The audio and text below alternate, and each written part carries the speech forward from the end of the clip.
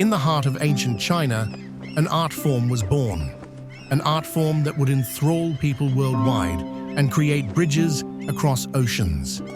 This is the story of Chinese porcelain, a delicate yet durable art form that became a symbol of wealth, status, and global trade.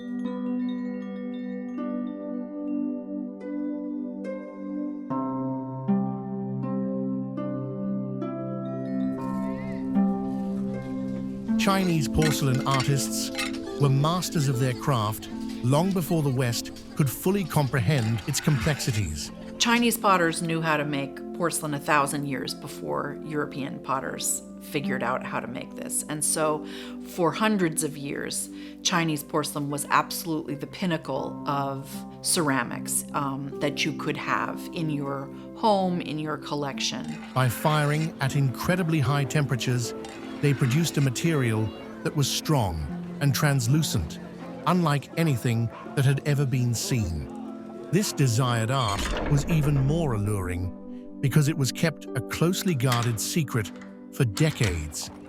The recently established United States recognized an opportunity across the Atlantic. Prompted by the prospect of enormous riches, American traders soon turned their attention to direct trade with China once the country gained its freedom. One of the outcomes of the conclusion of the American Revolution is that Americans were allowed to trade directly with China and other nations. And many, many merchants were very eager to be able to be bringing back all of these luxuries from China, including porcelain. And the Empress of China, which is the first American ship to successfully returned from China, departed in early 1784, but there were many ships that followed soon after that. Salem sent a ship in 1786, the third ship, the Grand Turk, to return. But these early ships brought back many, many pieces of Chinese export porcelain. Porcelain was highly valued among the luxury items they sought because of its aesthetic value and as a symbol that linked them to the outside world. Chinese porcelain was more than just a matter of taste in the early days of the United States. It was an extravagant statement of riches and refinement. These objects, ranging from a simple teacup to a lavish dinner set, reflected the relationships within a family and their standing in the social order. As porcelain was handed down through the years, it became a valued family treasure, signifying legacy and continuity. Fundamentally, it was the most expensive thing you could have had on your dining room table in 1800. So by definition, this is speaking to a family's wealth. But I think also, given that it came from ports halfway around the world, it also spoke to your global connections, your ties to global trade. Challenges arose in trade with China. Under the rigorous Canton system, foreign traders were restricted to a small section of the port of Canton. So the Canton system really was running from the 1750s until the 1840s, and this was based on a Chinese imperial decree that limited all foreign trade with China to this very narrow stretch of land along the Pearl River in Guangzhou, in what we often call, foreigners called Canton. And there were 13 Chinese merchants who were appointed within the Chinese government to deal with foreign merchants. And so the so-called Canton system is these relationships between Chinese merchants and foreign merchants. They never saw more of China than this very narrow stretch of land along the Pearl River. Foreigners were confined to this incredibly small area. It was 1,000 yards along the Pearl River, 300 yards deep. And any merchant coming to trade with China from the 1750s until really the 1840s, with the conclusion of the First Opium War, lived in these buildings and worked in these buildings. So they never saw anything of China. So you have a lot of competition. There's a lot of people who are there to buy the exact same thing you want, ensuring that you had good interpersonal connections with Chinese merchants was really critical. Just the journey itself is incredibly long, dangerous. The sea is dangerous now. It was infinitely more dangerous during this period. So just surviving the voyage was a victory in and of itself. So lots and lots of challenges. Nonetheless, a worldwide trade network thrived inside these constrained boundaries. American and European traders engaged in negotiations with Chinese traders to retrieve the valuable merchandise, including porcelain. To my mind, also one of the most cosmopolitan places in the world in 1800, for example, because you have American merchants certainly there, but merchants from all of the European trading nations. You have Parsi merchants, as well as the local Chinese merchants. The history of Chinese porcelain is still present today.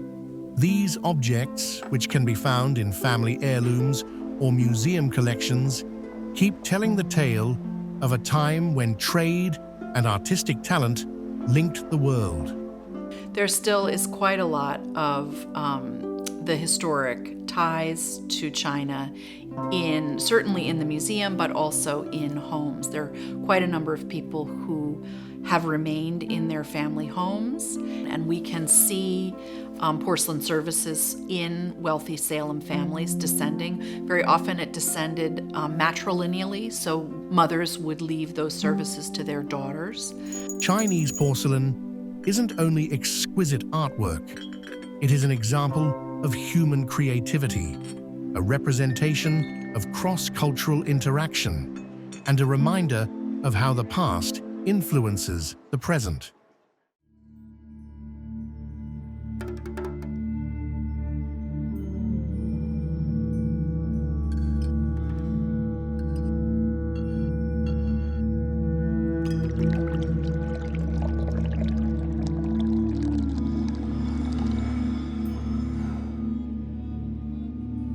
My name is Anne Fong.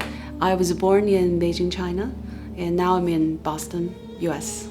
The longer actually I'm in here, right, the more the nostalgic feeling is there. So that's why I turn into, for example, poetry, photography, also collecting porcelains, which all those are connecting me to my culture. That was 35 years ago when I left China. I brought specifically certain porcelains with me, so that's a reminder. I have a tea set, I have a couple of like a wine drinking cups, and because I grew up with them, I think they're very near, close to me, and just feel like, okay, I want something to remind me of my home. I set it up here, even as in New England. I bought a home that has the Asian influences, a mid-century modern home, which has architecture in that time. It has a modern movement of learning from the Asian culture and artistic aesthetics. I sort of build a little haven to myself and surround myself with collectibles that I have that reminds me either my travel or my history or my culture. As a designer, you can always appreciate the variety of the artistry, the aesthetics of it.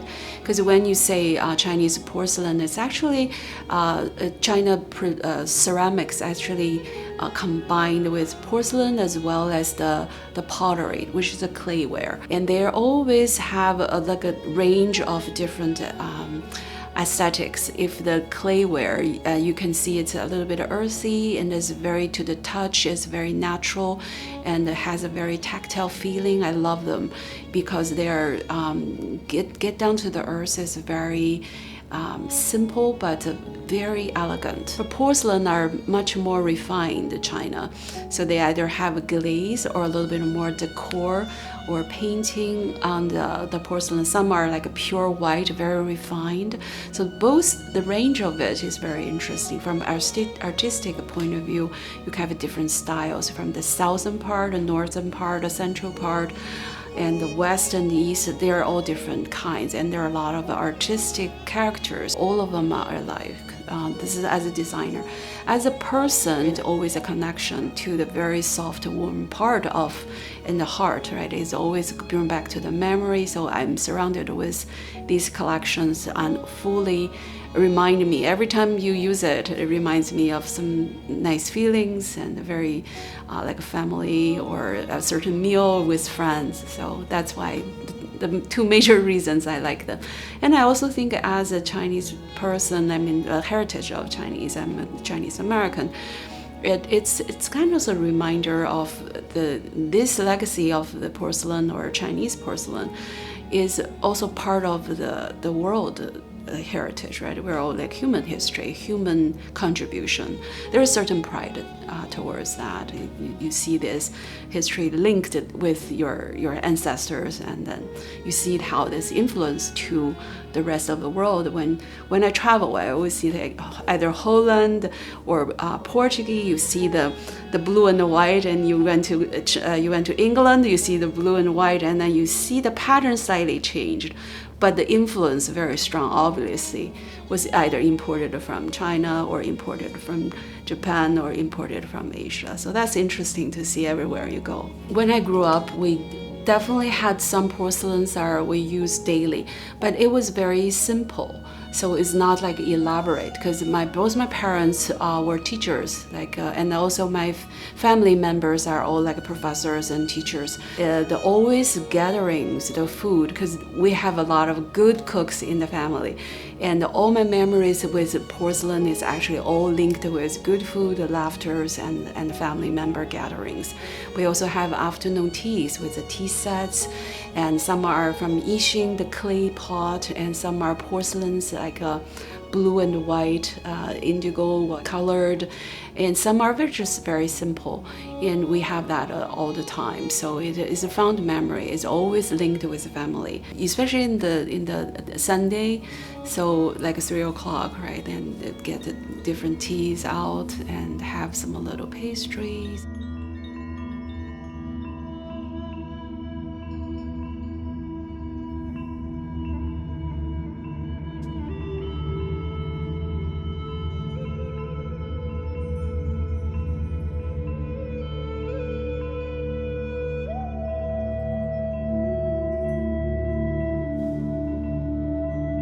These are all followed from the tradition, right? I keep some of them, but some, because I live here longer, so my tea party are a fusion. There you can see partially are strictly from the tea cultures in China.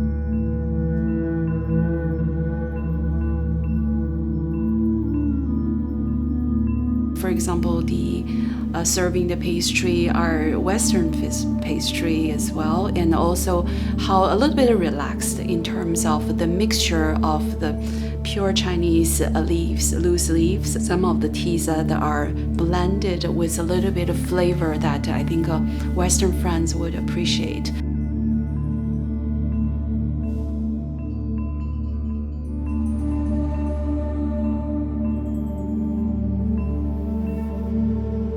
That's most importantly, people use it daily, and it is part of the family history, the part of the joyful moments that everyone gathered and with friends, with family, and that's most important is the real life, right?